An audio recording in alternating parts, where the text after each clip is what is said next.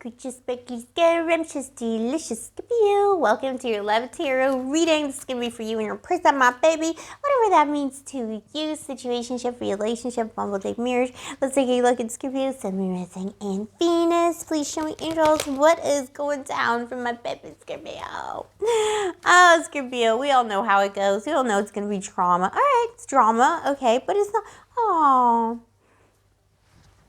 It's a bit of drama, but oh my gosh, that's what I thought would come up. But then, look, you got the Hierophant here right next to the Emperor. So, I mean, you're dealing with a person who is a drama. There is a lot of drama between you, but it's someone who's trying to be calmer and trying to do the right thing by both of you here. So, you know, with the you versus them readings, we are assuming some kind of a rift or separation between you and your baby. This is your February 2023 reading.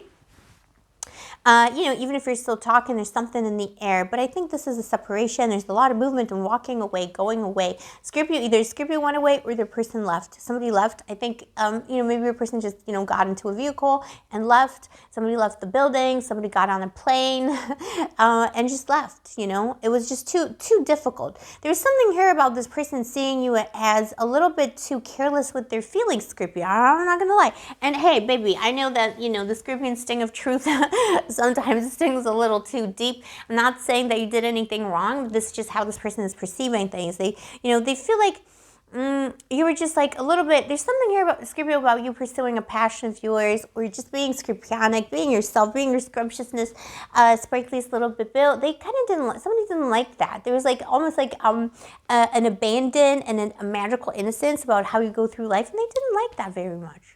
Or they didn't like your honesty about something, or they just didn't like that you know yourself, because Scorpio has that uncanny ability to know themselves, to be on their own journey. There's nothing can get you down, baby. So, you know, that person kind of didn't like it. So they moved away from that. They felt like they were trying to, like, you know, train, I don't know, train a chicken to you know, riding a chicken or something. Like, it just wasn't making sense to them.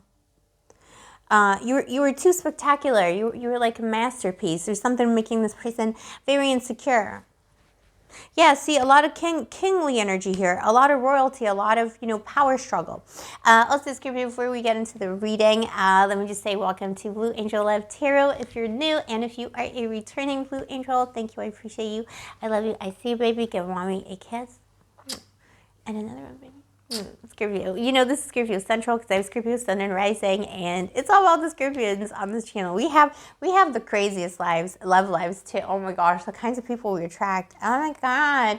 Watch my latest live. We were just talking about that with all the Scorpions. You know, we were like listing all the stalkers, or like people with Scorpio energies in their chart, listing the stalkers and the crimes, the criminals, and, you know, like all the psychopaths. Anyways, all right, so let's get back into the reading.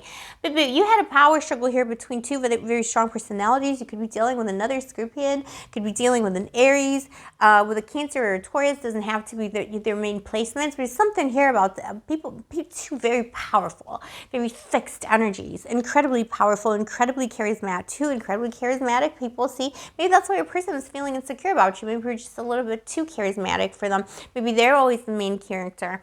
And, you know, Scorpionic energy here with the Judgment. So, you know, this is a past life connection. Two people recognizing themselves, each other, and like, oh my gosh, like, what is going on? You know, what is this thing? What is this thing that draws me to you? That's what happened here. It was like, what is this thing, Scorpio? What is this thing, baby? If it was a bimbo himbo, anyone between you met on Tinder on the Tuesday, it was just like immediate, like, boom. It was like, boom. Person couldn't help themselves. They didn't like that you questioned them too much. There's something here about questioning this person. They didn't like that. They wanted to be more in that, like, lovey-dovey phase, maybe like even gaslight you a little bit. You know, there's something here about that person liking to be in control. They want to be controlling the narrative, and you can't do that with a Scorpion, and that made them mad. Maybe that's why they left the building. If someone ghosted you, then returned and ghosted again, if it was like on and off communication or like weirdness in the connection, I do see, you know, somebody just like, you know, going away, you know, distancing themselves from a situation here. If somebody ghosted you, it is because they felt like they weren't winning. You were asking too many questions. I don't think this person had anything to hide, but they just didn't like they were asking someone. You were just being too Scorpionic, but you were just like, your mind was working too fast. If it was a more established connection, it's the same thing. I think it was an on and off cats and dogs situation. Scorpio, my baby, my papa. I think it was just like constant, you know, there's like a lot of like, there's a bit of a mismatch in communication. Maybe two people getting hurt, you know, just because of the mismatch. But, you know, this is two people who love each other so much, baby. Like, I'm telling you, this is a very, very deep connection. And it's worth, you know, this is something that like, you know, maybe this person behaves like douche flute in the moment, but actually, I don't think this is a douche flute. Like, that King of Cups is not a douche flute, baby. It's somebody who loves you. But they get provoked, okay? Maybe they need to, you know, learn how not to be the main character.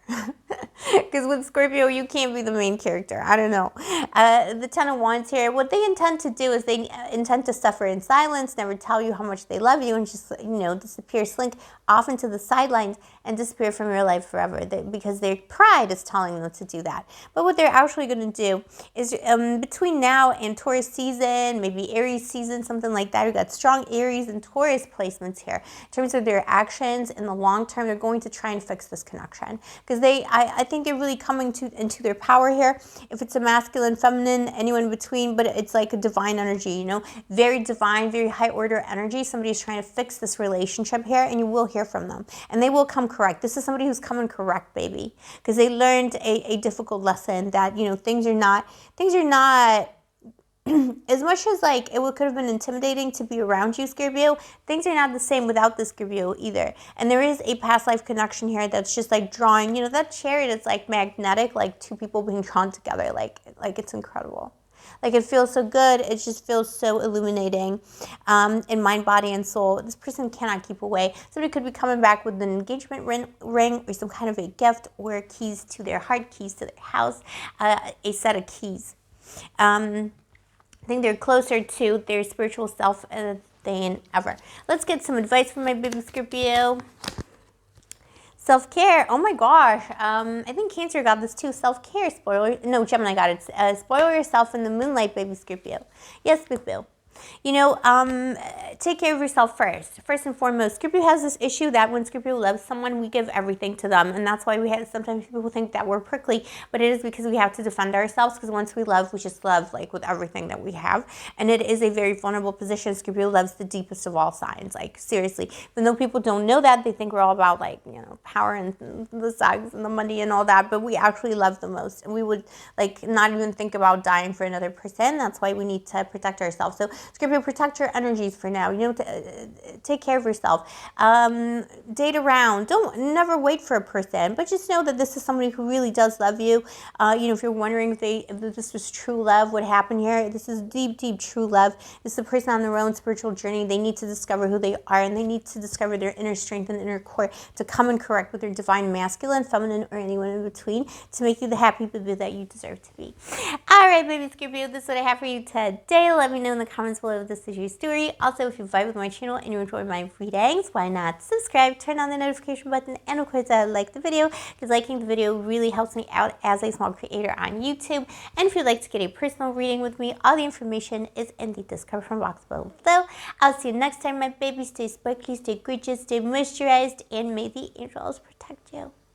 Oh my goodness, baby.